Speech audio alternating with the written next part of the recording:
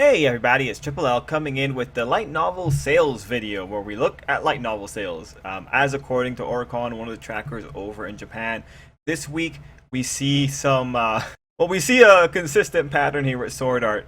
And yeah, we'll just go through it. This one is covering the week of, let me bring it up for you. Right, here we go. June 14th to June 20th is stated June 28th. I'm a little bit late. I do think that the next ranking is probably going to come out relatively soon. But yeah, here we go into the numbers. So at the top, we have Sword Art Online Progressive. This is its second week, I believe, on the rankings. Now, last week, just to give you the quick reference, this thing had done 36,000. And this week it did 15,000. It's ruling the rankings. This is normal. Sword Art is still a ridiculously profitable venture. And even though this is covering Aincrad, it just goes to show how impressive the Aincrad arc was. So this is just par for the course for Sword Art, and it's another Katakoa book. Now, this second one, if you watched the anime season back in 2017, you might recognize it. It's Akashic Records. Now, mind you, the translations are a little bit off here because I'm running a translation on the page, but this is pretty much Akashic Records, the record of a bastard teacher, whatever. It's a story about Glenn. I didn't know that it was at volume 19, but that's really cool. So it debuts. So this one debuts at 7,333. And the thing worth asking here is, well, what are these numbers like? Are these good numbers for something that's had an anime adaptation? Well, personally, I would say if you're at volume 19 and you're getting over 5,000 and you're hitting the chart, you're probably doing something well. But there is a little bit of, there is something going on here. This one has a weird history. It hasn't placed in 2021. I believe that this might be the first release for 2021, but in terms of 2020, it released one of its books at around the same number, and then before that it released at a higher number. What I'm thinking is occurring here, let me just see if I can find a record here. Right, volume 15 had over 15,000 copies. Volume 17 then went on to come out with 7,000 copies, or a little bit over 7,000. What I think is going on here is that I don't think this came out during the entirety of the sales period. Just because if volume 15 has 15,000, there's no way these numbers are dropping off that quickly. So, you know, this is from June 14th to June 20th. Maybe it came out halfway through the week. So now I'll just very quickly go and run a comparison. I'll go find out if that is the case. So according to official release data, the novel was released on June 18th. So that's 4 days into the recording period. So that's likely what's happening. So this is one of the weird quirks when it comes down to this. We have a split week. It did it with only 2 days left in the recording period. If it was able to do this much in 2 days, we could probably think that it could do double, and that would be more consistent with the 15,000 that we've seen before. So let's assume it's going to end up like next week. If the next week is a little bit kind, we might end up seeing it doing the same numbers at 7,000, maybe a little bit lower. But with the 2 weeks together, we'll have a good sense, and we'll be able to say, yeah, this is probably debuting to like over, this is probably debuting to over 14,000, which would be more consistent with an anime production. If that is ultimately what happens, like this is the kind of stuff where you could expect to see an anime further down the line. There's enough material. The book is still profitable. Of course, it's not an SAO situation, but very few things end up being like SAO.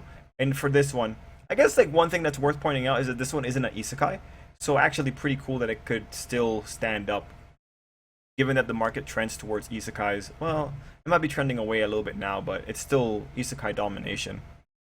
Next up we have Belle and Belle Princess. Let me see if that's actually the right name for it, because that might be the translation getting screwed up. Ryuto Sobakasu no Hime. Yeah, I've never heard of this one.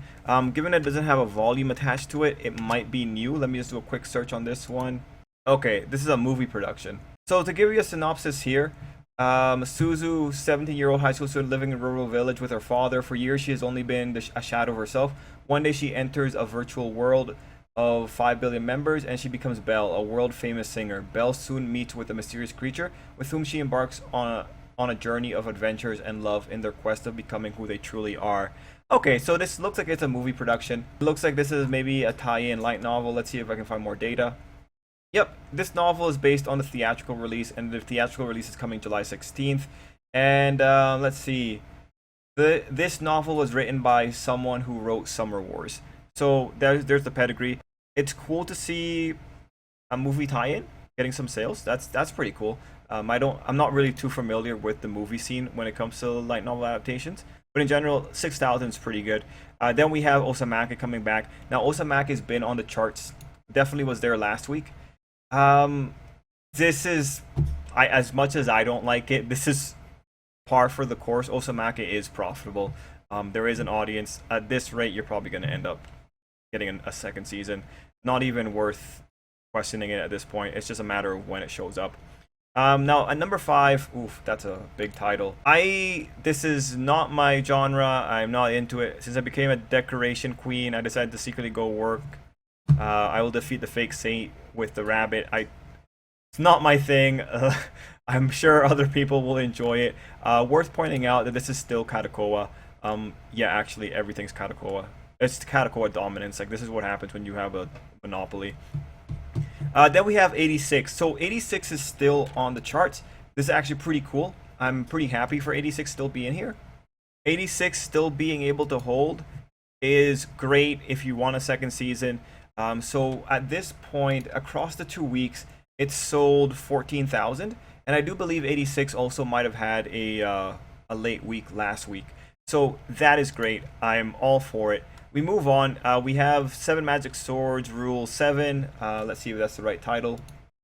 Right, 7 Magic Swords, Volume 7. So, I do not know this series very well. We know it was on here last week. It's cool to see it there. So, if there's one thing to take away is that we have a lot of carryovers from the last week coming in on this one. Moving on. I've been said to be incompetent at home, but it seems that I was super talented in Worldwide 2. Okay, so this is volume 2 of a ridiculously long title. It's not done by Kadokawa, SB Creative. Don't know if SB Creative might be a company underneath Kadokawa, however. It's coming in at 3,000. Let's do a quick synopsis search. It looks a little bit interesting. It's probably a little bit more interesting for me than the thing with the villainous. And it is still so early that I do not really have a synopsis for it available. Well, the title says a lot. What the big thing to take away is that it came out at 4,000, and of course this is without an anime adaptation, so that's interesting. And of course, it's actually the only thing not Kadokawa to break into the list. And then after that, yeah, we're just getting into like really obscure stuff. Higehiro is going on to its 3rd week on the charts, which is really worthwhile. Unfortunately, there's nothing else to do. This is the final volume of Higehiro. I'm sure from Kadokawa's perspective, they're probably super happy because this is likely all they want. They want Higehiro to go out with a relative bang.